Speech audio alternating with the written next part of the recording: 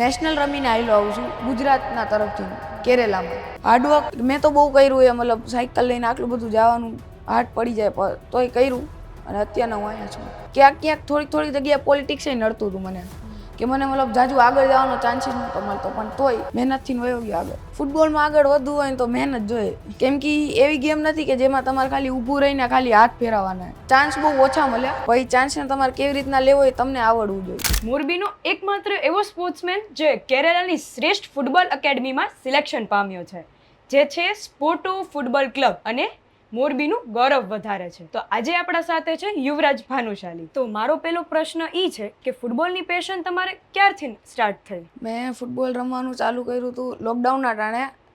મતલબ ફોનમાં ત્યારે મતલબ એ ટાઈમ ઉપર ફોનમાં બહુ જાજુ હાલતું હતું, તો મતલબ ત્યારથી થોડુંક ચાલુ કર્યું રમવાનું. પહેલાં મતલબ પાણામાં એવી રીતના રમ્યો, પછી 1-2 વર્ષ થયા મનાવવામાં પપ્પાને. પછી ત્યાંથી એકેડમી જોઈન કરી. એકેડમીમાં મતલબ બહુ જાજુ હાર્ડવર્ક કર્યું, લાઈક સામા કાંઠેથી લઈને આપણે રવા પરના એન્ડ સુધી ડેલી સાયકલ લઈને જવાનું આવવાનું, ડેલી 6-7 કિલોમીટર રનિંગ. કેમ કે ત્યારે મતલબ બહુ ફેટી હતો, લાઈક મતલબ બહુ જાડો હતો કે મતલબ ભાગી ન શકતો સરખું.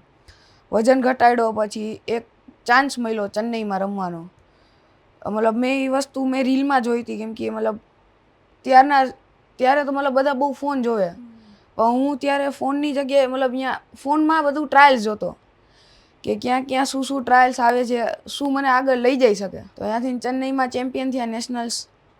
પછી પાછો અહીંયા આવ્યો, થોડીક હજી મહેનત કરી, હાર્ડવર્ક કર્યું. પછી હજી એક ટ્રાયલ જોયું મેં વડોદરા તું સ્પોર્ટો સોકર ક્લબનું ટ્રાયલ. તો અહીંયા જઈને ટ્રાયલ આપ્યું, સ્કોલરશિપ મળી 100%. અત્યારના અહીંયા જ છું, અને એક ચાન્સ મળ્યો, મતલબ કેમ્પ મળ્યો ઉજ્જૈનમાં નેશનલ્સ. તો અહીંયા SGFI જેને કહેવાય, ત્યાં હું ગયો, ત્યાંય મેડલ મળ્યું, ચેમ્પિયન થયા અમે લોકો. પછી અત્યારના હાલીમાં જ આજે સવારના હું નેશનલ રમીને આવેલો આવું છું ગુજરાતના તરફથી કેરેલામાં, જ્યાં મતલબ હરેક સ્ટેટ આવી હતી, વેસ્ટ બેંગાલ, ઝારખંડ, પછી યુપી, એવી MP, ઘણી બધી ટીમો હતી આપણે નેશનલની. તો અહીંયા અમે આખા ઇન્ડિયામાંથી 3rd રેન્ક લાવ્યા. તમારી જર્ની અને સિલેક્શન વિશે થોડુંક જણાવો. જર્નીમાં તો એ છે કે જર્ની તો આખું હાર્ડવર્ક જ કર્યું એમ, મતલબ ચાન્સ બહુ ઓછા મળ્યા, પછી ચાન્સને તમારે કેવી રીતના લેવો એ તમને આવડવું જોઈએ. હાર્ડવર્ક મેં તો બહુ કર્યું એ, મતલબ સાયકલ લઈને આટલું બધું જવાનું હાર્ડ પડી જાય તોય કર્યું, અને અત્યારના હું અહીંયા છું. તમારા ફેમિલીમાં સપોર્ટ કેવો છે?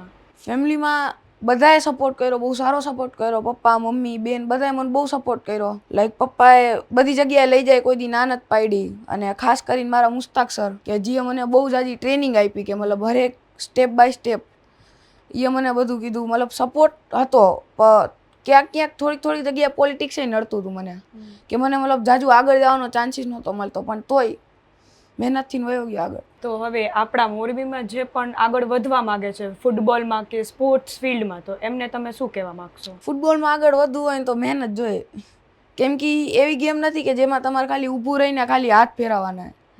એમાં તમારે આખું મતલબ કહેવાય ને 1.5-2 કલાક તમારે ભાગવાનું નકરું એ ગ્રાઉન્ડમાં, જ્યાં બહુ મતલબ ટફ પડે એ વસ્તુ. વિથ બોલ તો જાજુ ટફ પડી જાય, મતલબ તો રનિંગ જોઈએ, એમાં તમારો બોલ વર્ક જાજો જોઈએ, મતલબ એવી વસ્તુ હાર્ડવર્ક જોઈએ, મતલબ ટૂંકમાં જાજો. અને થાય ત્યાં લગીને પોલિટિક્સથી થોડુંક આઘું રહેવાનું.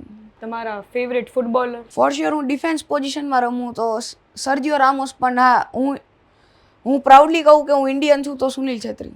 હજી તમારે આ જ ફિલ્ડમાં આગળ વધો તો તમારું ડ્રીમ શું છે? મારું ડ્રીમ એ છે કે મતલબ અત્યારના તો હું ઇન્ડિયામાં છું. ઇન્ડિયામાં મેં યુથ આઈ લીગ જેવી બહુ મોટી ટુર્નામેન્ટ રમેલી છે. ડ્રીમ છે ISL રમવાનું. ISL રમીને સ્પેનમાં એક મતલબ બહુ મોટી લીગ છે જેને UCL કહેવાય, ચેમ્પિયન લીગ, એમાં રમવાનું મારું ડ્રીમ છે, ને હું અહીંયા રમીશ, મને ભરોસો છે મારા માથે.